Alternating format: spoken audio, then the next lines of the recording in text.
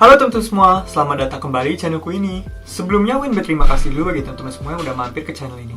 Aku berharap dengan adanya channel ini bisa membantu kita semua untuk lebih sadar akan pentingnya financial literacy atau pentingnya berinvestasi.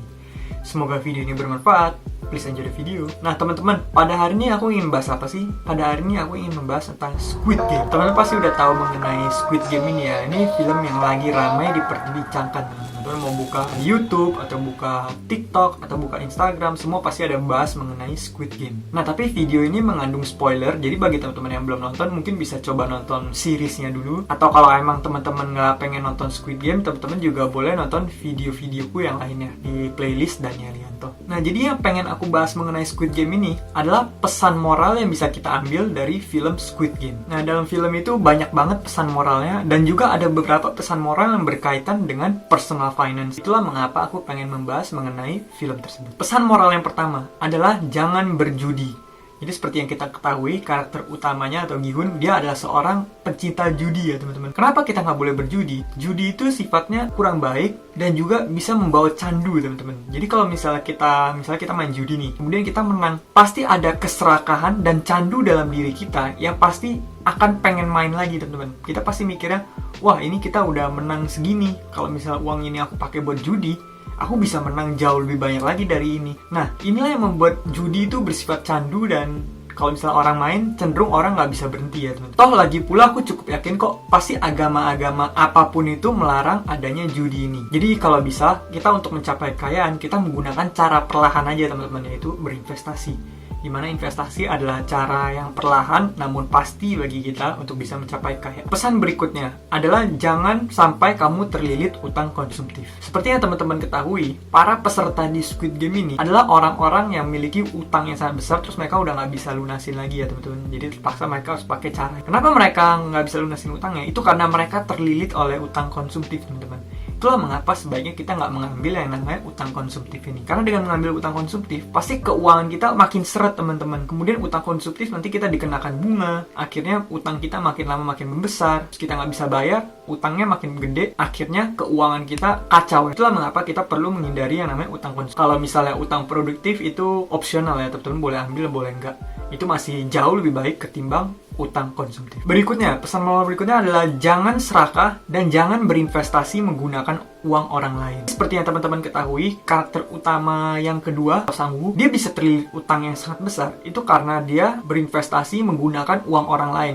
Jadi dia berinvestasi di instrumen investasi yang resikonya gede, kemudian nggak pakai uang sendiri teman-teman, pakai uang orang lain atau pakai margin. Nah dengan melakukan itu, risiko yang semula udah gede, jadi semakin gede lagi teman-teman, karena kita nggak pakai uang kita. Bayangin kalau kita udah risikonya gede, kemudian kita loss, kita rugi uang orang lain teman-teman, dimana kita harus bayar lebih banyak lagi. Jadi pesan moralnya adalah kita sebaiknya berinvestasi menggunakan uang kita sendiri, dan kalau bisa kita investasi hanya menggunakan uang dingin kita atau uang yang kita nggak pakai atau uang nganggur ya. Dengan kita berinvestasi menggunakan uang dingin, pastinya kita investasi juga bisa lebih tenang, psikologi kita juga nggak terganggu, dan juga dalam berinvestasi kita harus benar-benar mempertimbangkan resiko. Jangan sampai kita karena serakah, jadi kita ambil resiko yang super duper tinggi, kita nggak melakukan diversifikasi, kemudian kita pengen cuan yang besar banget, akhirnya kita buntung ya teman-teman. Pesan moral berikutnya adalah kita harus memiliki yang namanya dana darurat dan asuransi. Seperti yang teman-teman ketahui, karakter utama atau Gi-hun, beliau mempunyai ibu dan ibunya itu sakit keras ya teman-teman. Terus dalam keadaan sakit, nggak bisa dirawat di rumah sakit karena lagi-lagi adalah masalah dana. Nah bayangkan kalau misalnya beliau punya dana darurat, atau beliau udah mempersiapkan dirinya dengan contohnya ikut asuransi. Jadi kalau misalnya mendadak ada kebutuhan finansial untuk kesehatan, asuransinya bisa mengcover ya teman-teman. Itulah kenapa kita perlu memiliki yang namanya dana darurat dan asuransi. Waktu paling baik untuk membeli asuransi adalah di saat kita tidak membutuhkan asuransi. Jangan sampai kita udah butuh asuransi baru kita mau cari-cari ya teman-teman. Kalau itu udah susah banget. Pesan moral berikutnya adalah jangan mencari cara untuk kaya secara instan. Nah kenapa demikian? Karena apapun yang kita peroleh dengan instan, itu bisa kita kehilangannya dengan instan juga teman-teman. Contoh lainnya aku pernah bahas di video-video sebelumnya, ada pemenang lotre dari Amerika Serikat yang beliau menang banyak banget nih, bisa menang sampai ratusan miliar, puluhan miliar, tapi setelah 6 bulan, setelah beberapa tahun berikutnya, akhirnya kembali ke keadaan ekonomi semula.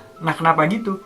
itu karena mereka dapat uangnya nggak dengan melalui proses ya teman-teman. Jadi akhirnya setelah dapat uangnya malah dihambur-hamburin, nggak berinvestasi, nggak buka bisnis, akhirnya kembali ke keadaan ekonomi semula. Itulah kenapa kita nggak boleh kaya secara instan, kita harus menikmati prosesnya ya teman-teman. Pesan moral berikutnya adalah bersedekah. Kenapa teman-teman? Karena sebenarnya kita hidup di dunia ini cuma sementara ya teman-teman, dan juga semua yang kita miliki di dunia ini nggak akan kita bawa ke akhirat. Jadi itulah kenapa selama kita ada di dunia ini, ada baiknya kita harus bermanfaat juga buat orang lain teman-teman. Dan cara bermanfaat buat orang lain nggak selalu harus kita menggunakan uang. Kalau misalnya kita nggak punya uang, bisa juga kita dengan berdana tenaga, misalnya kita membantu orang, atau kita ikut kegiatan sosial, misalnya kita ikut baksos, bantu-bantu. Kemudian juga bisa juga nih kita berbagi ilmu ke orang lain, ngajarin orang. Jadi nggak melulu tentang uang aja teman-teman, kita juga bisa membantu tanpa menggunakan uang. Di karakter utamanya juga memiliki sifat baik ini, dimana abis beliau memenangkan uang yang banyak itu, beliau menggunakan untuk membantu keluarga-keluarga dari para teman-temannya. Nah, itu sesuatu yang kita perlu tiru. Nah, pesan moral yang terakhir adalah uang tidak bisa membeli kebahagiaan. Nah, jadi benar ya teman-teman, pada akhirnya kebahagiaan itu bukan datang dari memiliki uang. Tapi emang bener sih, kalau misalnya kita nggak punya uang, pasti kita sengsara. Kalau misalnya kita punya uang, belum tentu kita bahagia juga teman-teman. Pada akhirnya yang membuat seseorang bahagia adalah punya kebebasan, bisa melakukan apapun yang dia mau, punya keluarga yang harmonis, kemudian bisa memiliki kesehatan, kemudian bisa menjalani hidupnya dengan bahagia. Hal ini bisa kita lihat dari karakter utama Gi-hun. Beliau bahkan di saat memiliki banyak uang, nggak sebahagia seperti di saat sebelum dia nggak punya uang teman-teman. Di saat waktu dulu pas masih nggak punya uang, bahkan beliau lebih ceria ketimbang pas udah punya uang. Begitu juga Il-nam sang kakek yang punya banyak banget nih uang,